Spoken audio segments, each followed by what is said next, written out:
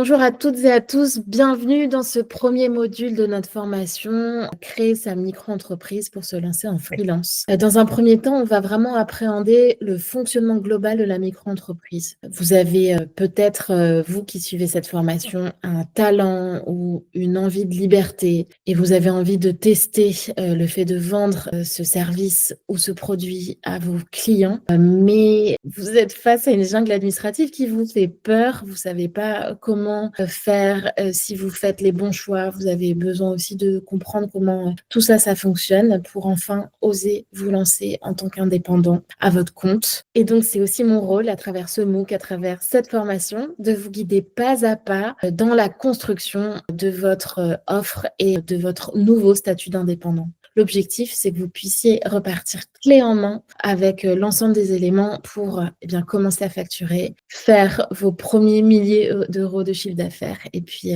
in fine, et bien sûr, vivre à 100% et pleinement de votre activité, comme ça a été le cas pour moi pendant 7 ans avant de créer DigiAtlas. Alors, on va commencer par une définition simple de la micro-entreprise. Qu'est-ce que c'est avant tout? En fait, la micro-entreprise, c'est un régime fiscal et social simplifié qui est destiné aux entrepreneurs individuels. Il y a un point fondamental qu'il faut comprendre, c'est que la micro-entreprise, ce n'est pas une société à proprement parler. On n'inscrit pas la micro-entreprise au tribunal de commerce. Donc, ce n'est pas une forme juridique comme la SAS ou la SARL, par exemple. C'est un régime simplifié. Donc, c'est parfait quand on démarre parce que vous avez une lourdeur administrative, bien connue en France, qui est bien moindre. Donc, c'est parfait pour débuter. Donc, concrètement, quand vous choisissez le statut de la micro-entreprise, vous êtes donc entrepreneur individuel, mais avec des règles plus simples pour payer vos charges, déclarer vos revenus et gérer en fait votre activité au quotidien. C'est donc une porte d'entrée super accessible pour se tester en tant qu'indépendant et essayer de vendre en fait vos produits et vos services au démarrage. Et ça sans se compliquer trop la vie, ok? Donc, quand on se lance, les atouts de la micro-entreprise, c'est que c'est rapide, c'est simple, c'est efficace et en plus, c'est gratuit. Ça, c'est génial quand même. Il n'y a pas besoin en plus de capital social comme une société où on demande à minima 2 000 € en s'inscrivant au greffe du tribunal de commerce. Vous n'avez pas besoin de rédiger des actes juridiques, de faire appel à des juristes ou des avocats au démarrage. Non, vous n'avez pas besoin de tout ça. Il suffit de s'inscrire sur le site de l'INPI et de choisir la bonne catégorie. On verra ça tout à l'heure. Et puis en plus, c'est une gestion au quotidien qui est simplifiée parce que vous n'avez pas besoin à la fin de l'année de réaliser un bilan comptable compliqué. Donc, vous n'avez pas besoin non plus de sous-traiter mensuellement votre comptabilité à un cabinet. Et en plus, vous n'avez pas de TVA, enfin, du moins pour les 30 000 premiers euros de chiffre d'affaires. C'est au-delà d'un certain seuil. Vous avez aussi un seuil de tolérance pour la TVA, et on le verra dans un autre cours, mais il n'y a pas de TVA à payer. Et ça, c'est une vraie simplification aussi dans la démarche. Après, parfois, la TVA, ça peut être bien, parce que si on a des achats, au moins, on peut déduire la TVA qu'on collecte quand on facture à ses clients. Mais là où c'est moins bien, c'est quand on facture à des particuliers, comme un coiffeur qui facture la TVA à des personnes, des particuliers qui viennent le voir pour une nouvelle coupe de cheveux. Là, si on doit, en tant que particulier, payer 20% en plus, ça revient cher la coupe. Et du coup, le coiffeur, il est beaucoup moins compétitif. Donc, il va devoir baisser ses prix. Donc, derrière, il baisse sa marge. Et ça, c'est pas bon pour lui, pour son activité commerciale. Donc, la TVA, c'est encore mieux quand on s'adresse à des professionnels qui, eux aussi, ont ce jeu de TVA déductible et collecté. Ce qui est bien aussi avec ce régime simplifié, c'est que les cotisations sociales, elles sont calculées au prorata du chiffre d'affaires, au prorata donc de ce que vous gagnez. Et si vous ne faites pas de chiffre d'affaires, vous n'avez rien à payer. Il n'y a pas de minimum en fait. Donc, c'est absolument la solution idéale quand on veut tester une activité sans prise de risque. Et encore une fois, c'est pas le cas comme la société commerciale inscrite au greffe où il y a des charges administratives, des charges de procédure juridique, d'inscription et puis des seuils minimaux à payer en cas de non-réalisation du chiffre d'affaires. Et quand vient le moment de créer votre micro-entreprise, vous devez déclarer une activité principale. Et cette activité, elle va entrer en fait dans l'une de ces 3 catégories. Donc, on a la première catégorie, c'est la catégorie commerciale. Cette catégorie, elle est réservée aux personnes qui vendent des produits. Donc, il y a une boutique de vente en ligne, par exemple, qui vend des produits en dropshipping. Cette catégorie commerciale, elle est directement rattachée à l'URSSAF et au RSI, c'est la sécurité, enfin l'ex-sécurité sociale des indépendants. Il y a aussi la catégorie artisanale. Dedans, on peut compter les photographes, les graphistes. On peut aussi compter les fabricants qui font de l'artisanat local. Eux vont être rattachés à la CMA, c'est-à-dire à la Chambre des métiers et de l'artisanat. Et enfin, on a la catégorie des libéraux. Dans les libéraux, on compte les consultants, les coachs, les formateurs. Et eux vont être rattachés à l'URSSAF et à la CIPAV pour la retraite. Attention, vous allez pouvoir, et c'est une bonne nouvelle, si vous le souhaitez, combiner deux activités. Par exemple, vous êtes graphiste, vous proposez des prestations de création de logos pour vos clients. Eh bien, la bonne nouvelle, c'est que vous allez pouvoir aussi vendre vos illustrations en ligne si vous avez une boutique à côté. Vous avez le droit de le faire. Et ça combine du coup deux catégories d'activités. Il faut simplement penser à les déclarer et à déclarer une activité comme étant votre activité principale. Ok. Il y a aussi j'ai aussi un exemple en tête d'une apprenante Guillemette qui était du coup freelance en webmastering et UX designer. Donc la question c'était est-ce que elle doit vendre des prestations de services et donc être inscrite dans la catégorie libérale, bien qu'elle puisse justifier d'une activité de création graphique et donc pour le coup, être inscrite à la CMA. Donc, posez vraiment vous la question et les cotisations derrière sont pas les mêmes. À la CMA, c'est un poil moins élevé que quand vous êtes rattaché à l'URSSAF en tant que micro-entrepreneur. Donc, prenez le temps de choisir correctement si vous vous retrouvez dans ce cas de figure. Et donc, au moment de votre inscription auprès de l'INPI, qui gère désormais la création des micro-entreprises, on vous attribue, quand vous déclarez d'ailleurs cette activité principale, un code APE ou un code NAF, c'est pareil, c'est la même chose en fait. Ce code APE qu'on vous donne, il va identifier votre activité officiellement. Et ce code, il va être utilisé en fait pour des statistiques nationales concernant vos démarches professionnelles.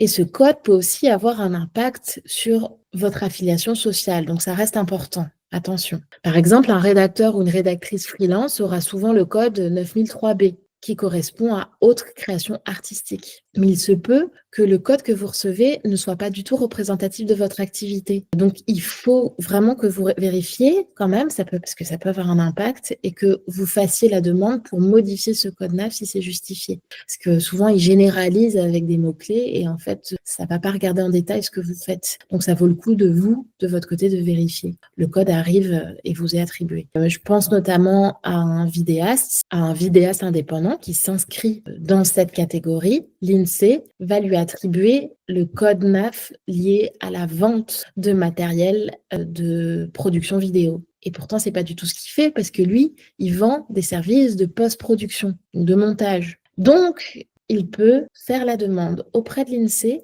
pour modifier ce code NAF. Parlons maintenant seuil de chiffre d'affaires. Là, le régime de la micro-entreprise, on l'a vu, c'est simplifié. Vous pouvez rester micro-entrepreneur toute votre vie si vous le souhaitez, bien que ça a été créé pour favoriser l'entrepreneuriat et au démarrage, aider les personnes qui veulent tester à se lancer simplement, efficacement. Mais du coup, il y a des limites à ça. Si vous dépassez des seuils de chiffre d'affaires, vous devez automatiquement passer à la catégorie au-dessus, c'est-à-dire à une société. Mais si vous ne les dépassez pas, ces seuils, vous pouvez très bien rester en micro-entreprise. Donc ça, ces seuils, ils évoluent tous les ans. Là, on parle des seuils de 2025. Pour les ventes de biens et de marchandises, on est sur un seuil annuel de chiffre d'affaires qui est fixé à 188 700 €. Pour la prestation de services artisanale et commerciale, on est à 77 700 €. Et pour les activités libérales, on est à 77 700 € également. Donc, si on dépasse 2 années de suite ce seuil, là, automatiquement, vous sortez du régime. OK ?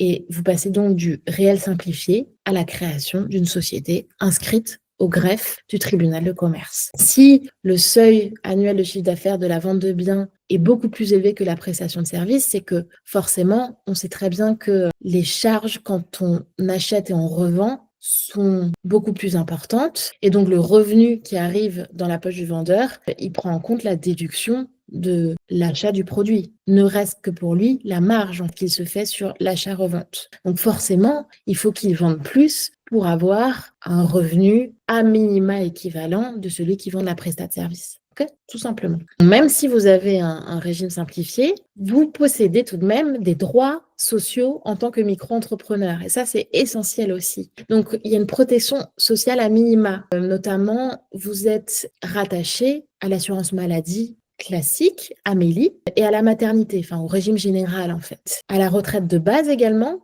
et à la complémentaire retraite. Et vous avez également des droits à la formation professionnelle via la cotisation de formation professionnelle que vous réalisez tous les mois ou tous les trimestres en déclarant votre chiffre d'affaires. C'est 0,2% du chiffre d'affaires que vous déclarez. Vous l'avez dans le tableau sur le site de la micro-entreprise quand vous déclarez vos revenus URSSAF. Okay, vous pouvez bien sûr, en plus du régime général, vous affilier à des complémentaires santé supplémentaires. C'est aussi important, notamment la prévoyance. Il y a d'autres cours à venir dans la formation qui vous parlent de ces sujets pour vous couvrir encore mieux socialement, parce que là, c'est vraiment sur la base. Mais vous y avez droit, heureusement. En revanche, il y a quelque chose dont vous n'avez pas le droit, c'est le chômage. Vous ne cotisez pas aux allocations chômage, sauf si vous cumulez une activité de salarié avec votre activité en freelance, d'accord? Ou si vous bénéficiez de l'ACRE et de France Travail, par exemple. Alors maintenant, voyons quels sont vos devoirs, parce qu'il y a des choses que vous ne pouvez pas ignorer en étant micro-entrepreneur. Ça a beau être simple, ça veut pas dire que vous n'avez pas de responsabilité à tenir.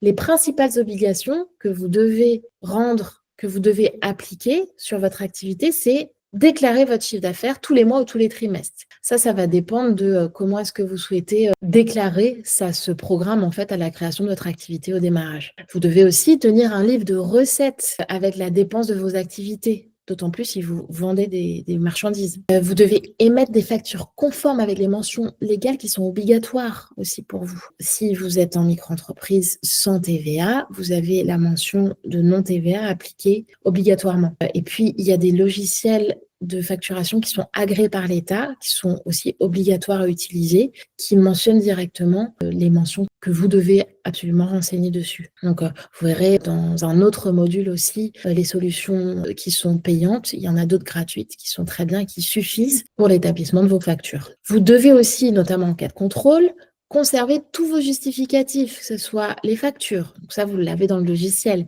les devis aussi, et puis les reçus. Et enfin, vous devez ouvrir un compte bancaire si vous réalisez plus de 10 000 € de chiffre d'affaires pendant 2 ans consécutifs. Mais quoi qu'il en soit, moi je vous conseille de l'ouvrir tout de suite votre compte bancaire. Ça peut être gratuit, vous n'êtes pas obligé de payer un compte bancaire de 50 € par mois qu'on réserve aux professionnels avec une société, d'accord? Pourquoi est-ce que je dis ça? C'est que les contrôles, ils peuvent être aléatoires. Vous pouvez être contrôlé, même si vous réalisez peu de chiffre d'affaires et que vous êtes au démarrage de votre activité. J'ai une amie qui a démarré en tant que jeune avocate sans facturer beaucoup. Elle avait à l'époque 23 ou 24 ans. Elle a été contrôlée lors de sa première année. C'est aléatoire, d'accord? Donc, quand vous avez un contrôle, on regarde si vous déclarez l'ensemble de votre chiffre d'affaires. Et si, admettons, à Noël, vous avez reçu de votre famille un cadeau, des étrennes pour 500 €, 1 000 €, là, l'URSSAF peut dire, mais vous n'avez pas déclaré ce montant, alors que pourtant, c'est un cadeau de Noël, un cadeau que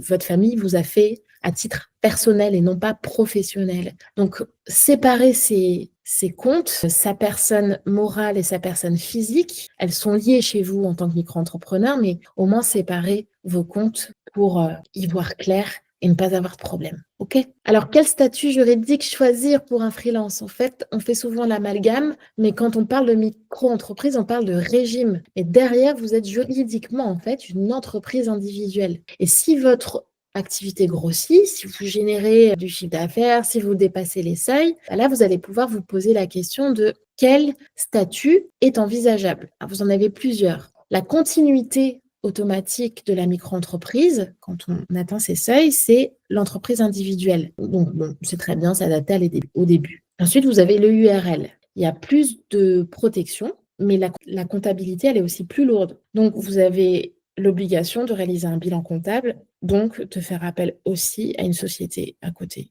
qui réalise votre bilan, ou un expert comptable qui atteste des comptes à la fin de l'année. Et sinon, c'est le régime de protection sociale le plus développé pour un freelance, c'est la SASU. Mais qui dit protection sociale plus développée, dit aussi des cotisations beaucoup plus élevées. Donc, pour commencer en freelance, la micro-entreprise et l'entreprise individuelle, ça reste le plus simple. Mais si, par exemple, vous êtes développeur et que vous savez que vous avez un TJM qui est assez élevé, avec un jour de prestat à minima de 15 jours par mois, vous savez que la SASU, si vous avez envie de plus de protection sociale, c'est quand même mieux adapté. Surtout si vous avez une envie d'être propriétaire, d'acheter votre résidence principale ou secondaire et que la banque vous demande des revenus réguliers. La banque est à même, en fait, de lire des fiches de paie, parce qu'à ce moment-là, vous êtes salarié de votre société, plutôt que de lire des bilans comptables. Et en plus, elle demande, quand on n'a pas de fiche de paie, plus d'ancienneté. Donc, à minima, 3 ans d'un bilan comptable positif. Alors que si vous êtes salarié de votre entreprise, en SASU par exemple, ou affilié à une société de portage salarial, donc vous êtes indépendant mais salarié de la société de portage, ça coûte plus cher en cotisation, mais derrière, vous avez aussi des fiches de paie et toutes les cotisations qui sont réservées aux salariés. Bon, là, c'est aussi beaucoup plus simple pour vous d'obtenir un accord de prêt. OK ? Donc, en fonction de votre chiffre d'affaires, en fonction de votre statut de vie et de vos projets personnels, eh bien, le choix des statuts peut aussi évoluer en fonction de votre stade de vie, finalement. Si on prend un exemple, celui de Marie, qui est consultante en communication, qui opte pour la micro-entreprise. Elle va donc déclarer une activité libérale. Elle obtient de ce fait un code APE général qui est le 7021Z et c'est réservé au conseil en communication. Marie, elle dépend de l'URSSAF et donc cotise à la CIPAV, la retraite. Elle peut commencer directement et sans capital de départ son activité. C'est le statut que moi j'avais quand j'étais freelance pendant 7 ans, quand je me suis lancée en 2013, et j'avais également le même code APE. Voilà, vous voyez, la micro-entreprise, c'est assez simple. C'est le régime qui est parfait pour démarrer. C'est souple, c'est rapide, c'est accessible. Mais il faut quand même comprendre les règles du jeu pour éviter toutes les mauvaises surprises aussi. J'espère que vous avez tout compris. N'hésitez pas à nous écrire ou à partager vos questions dans les groupes de discussion avec les apprenants. On se retrouve dans les prochaines vidéos pour parler définition de votre offre en freelance, pour parler tarifs administratifs aussi, comment est-ce que vous administrez votre micro-entreprise, comment est-ce qu'on déclare votre chiffre d'affaires, et puis quelles sont les démarches, les aides qu'on peut avoir au démarrage. Et puis enfin, bien sûr, comment est-ce qu'on trouve ses premiers clients en freelance et qu'on génère ses premiers milliers d'euros de chiffre d'affaires. Je vous souhaite un très bon début de lancement d'activité. Partagez-nous vos projets, on a hâte de les écouter et puis on se retrouve très bientôt en classe et dans le reste des MOOC. À très vite!